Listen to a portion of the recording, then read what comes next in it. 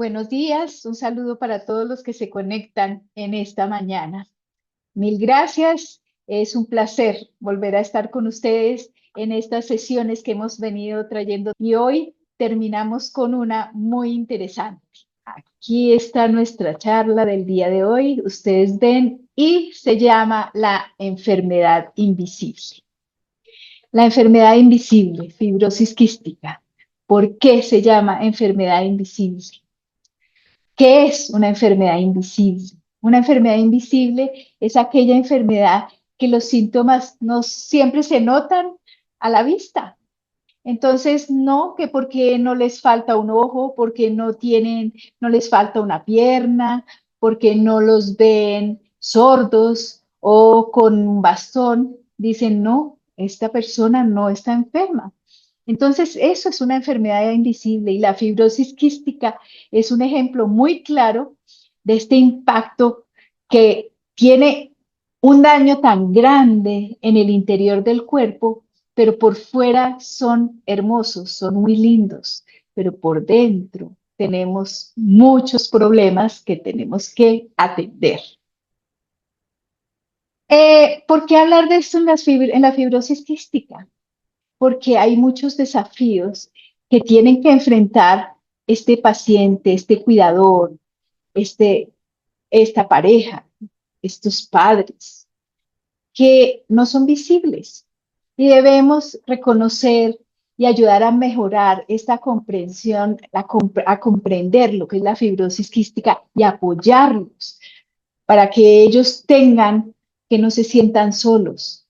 Estos síntomas invisibles, ¿cuáles son? Por ejemplo, cuando ellos se sienten un poco fatigados, cuando están cansados por la tos crónica, cuando comieron algo que les sentó mal y tienen un dolor abdominal, que lo único que hacen es doblarse del dolor, cuando su peso no es el adecuado porque lo van perdiendo.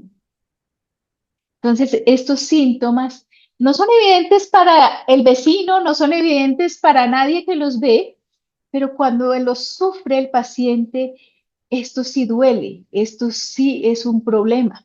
Entonces, por eso a veces decimos que esta es una enfermedad invisible.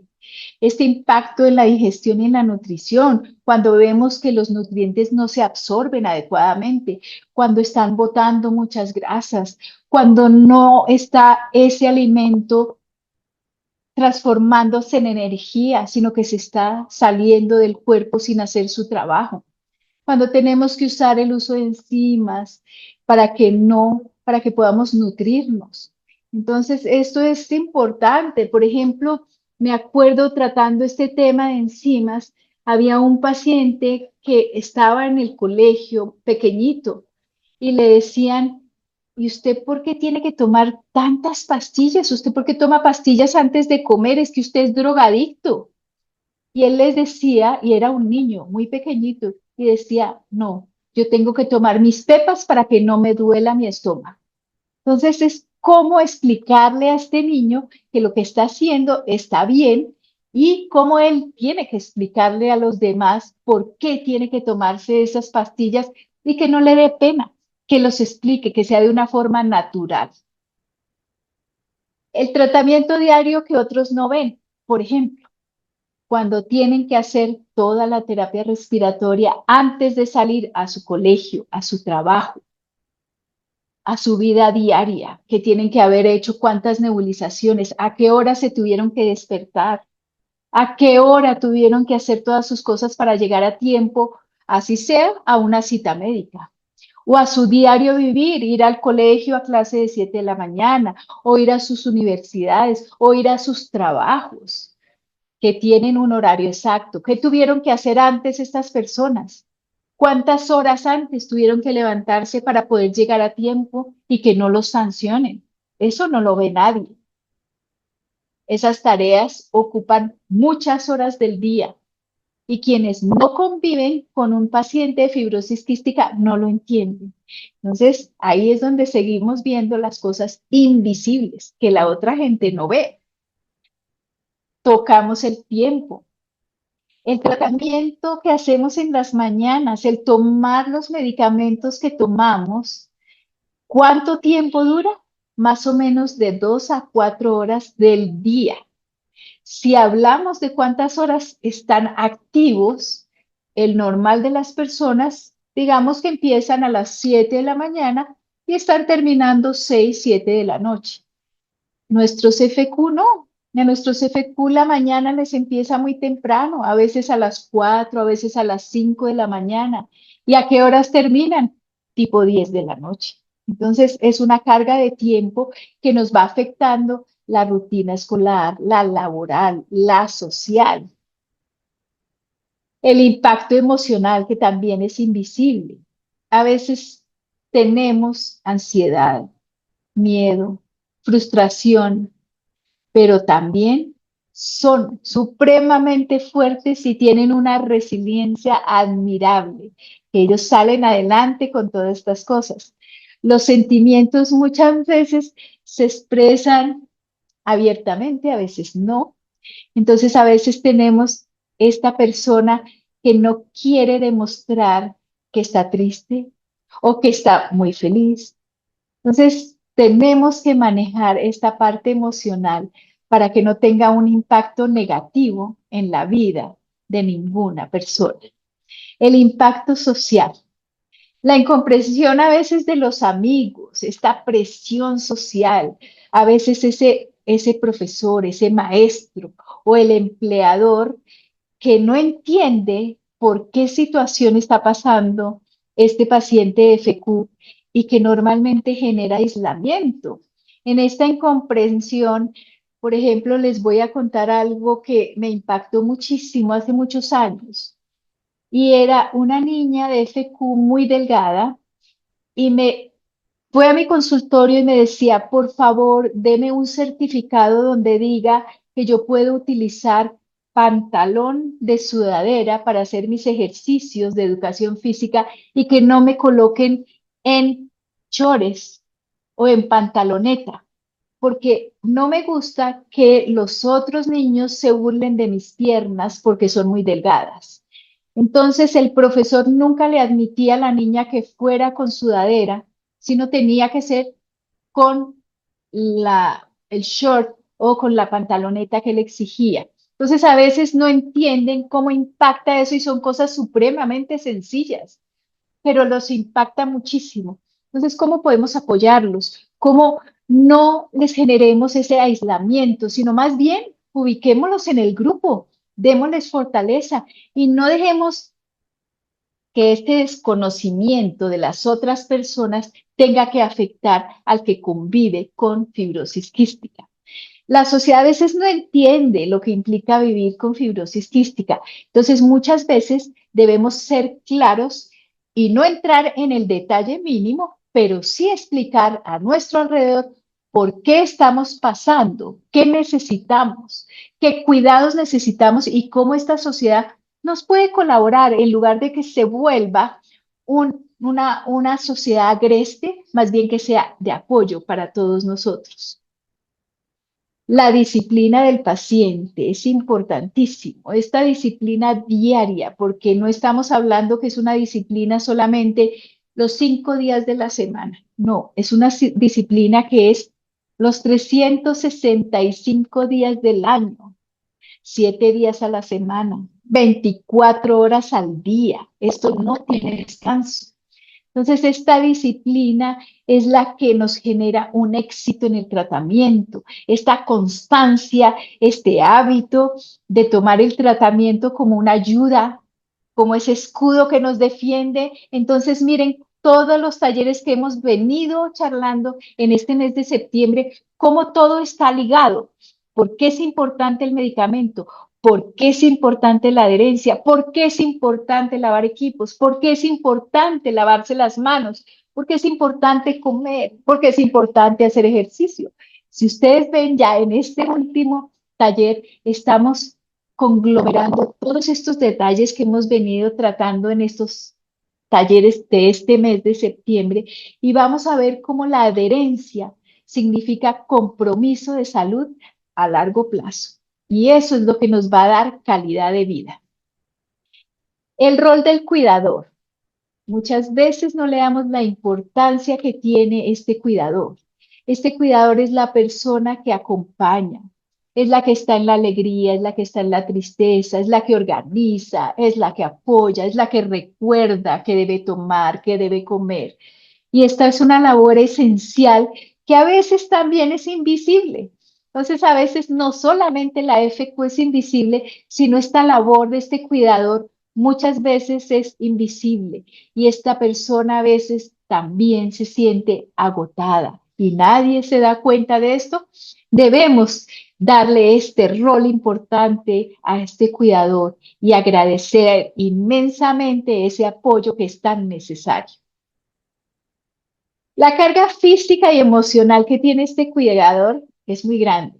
Entonces, a veces ellos se cansan, a veces tienen sentimientos de culpa, a veces sentimientos de soledad que no deben sentir, que no deben tener, pero deben tener ese apoyo para que les explique que lo están haciendo muy bien, que son admirables y que son muy importantes en la vida de nuestros FQ.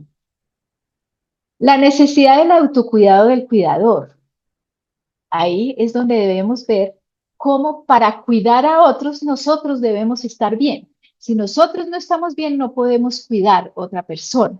Entonces debemos cuidarnos nosotros mismos para poder apoyar al otro. El bienestar del cuidador va a impactar directamente al paciente. Aquí tengo otro tip y es que con la experiencia, que es como uno aprende tanto. Una vez hablaba una psiquiatra y decía que ella era experta en manejar cáncer, y decía que había un niño que tenía cáncer y cuando su mamá estaba con él, su mamá muy triste, estaba todo el tiempo con él y él decía, yo debo estar muy mal porque miren mi mamá cómo está. Está triste, está despeinada, no duerme si no duerme aquí, no va a bañarse, no va a comer. Seguramente es que esto está muy mal. Y comparaban con otro niño, que este niño, su mamá iba a su casa, se cambiaba, se arreglaba, estaba muy bien, se sonreía y decía este niño, yo estoy muy bien porque mi mamá siempre está sonriendo. Entonces, ¿cómo ese cuidador impacta en estos sentimientos de los que sufren cualquier enfermedad? Aquí no podemos decir exclusivamente FQ. Es donde son detalles que a veces son muy importantes que nos cuenta estos detalles. El trabajar en equipo, el paciente, la familia, el profesional de salud forma un grupo muy importante de apoyo. Todos tienen que estar comunicados, todos tienen que estar en ese equipo en una misma forma para que todos salgan adelante. Y cada parte es muy importante. Aquí no podemos decir que solamente una parte es importante. No, es que solamente es importante el terapeuta, no solamente es importante el médico. No, somos importantes todos porque todos somos parte del equipo. Es tan importante el paciente como el cuidador, como el que entrega el medicamento, como el nutricionista, como el terapeuta, como el neumólogo, el gastro. Todo este equipo es muy importante para salir adelante.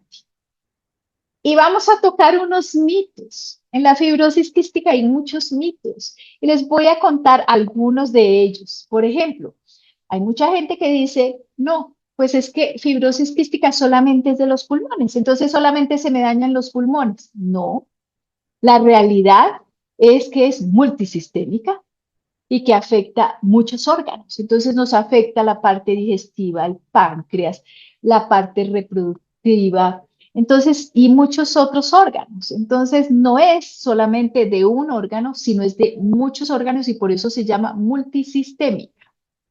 Otro mito, que si usted tiene fibrosis quística no puede hacer ejercicio, tiene que quedarse quieto. No, error.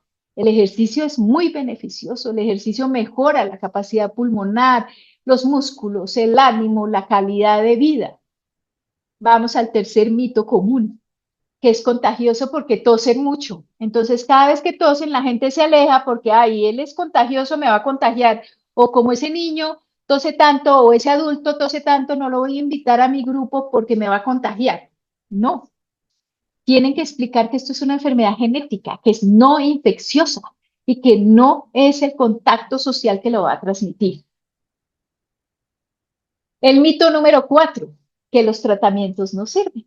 Muchas veces cuando no hay adherencia a tratamiento, cuando no estamos en un lugar donde son especializados en FQ y no vemos avances, lo que se dice es que eso no hay tratamiento para fibrosis quística.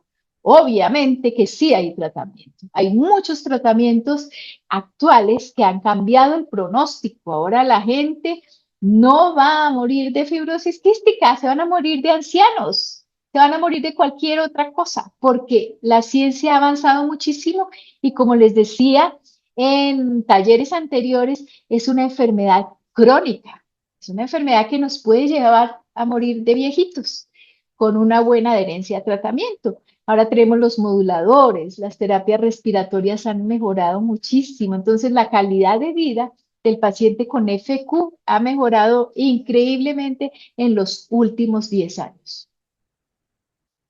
El mito número 5, que no se puede llevar una vida plena cuando tenemos fibrosis quística. Error grandísimo, mito grandísimo. Las personas con fibrosis quística pueden llevar una vida plena, pueden estudiar lo que quieran, pueden trabajar en lo que les guste, pueden formar familias y cumplir las metas que cada uno tiene. Los avances médicos, vemos cómo los nuevos tratamientos han mejorado esta expectativa y esta calidad de vida. El rango de vida ha subido muchísimo. Antes nos decían el paciente de fibrosis quística no pasa los 18 años. Ahora vemos pacientes de 65, 70 años que tienen fibrosis quística. Y estos moduladores, pues que atacan esta causa de la enfermedad, nos están ayudando muchísimo. Pero, por ejemplo, yo les voy a decir, si en este momento tenemos pacientes de 60 y pico de años, hace 40 o 50 o 60 años no teníamos moduladores. Entonces, no solamente digan, es porque ahora hay moduladores. Sí, ahora hay moduladores. Ojalá todos puedan tener acceso a esos moduladores. Pero estos pacientes que en este momento tienen edad de más de 50 años, tuvieron una época exclusivamente con tratamientos enzimas, tratamientos de terapia respiratoria, ejercicio físico, bueno, saliendo adelante. Que ahora sí, hace 10 años vienen con moduladores, sí, pero anteriormente no. Entonces, que no sea una excusa para decir, es que los que tienen buena calidad de vida es porque solamente tienen acceso al modulador.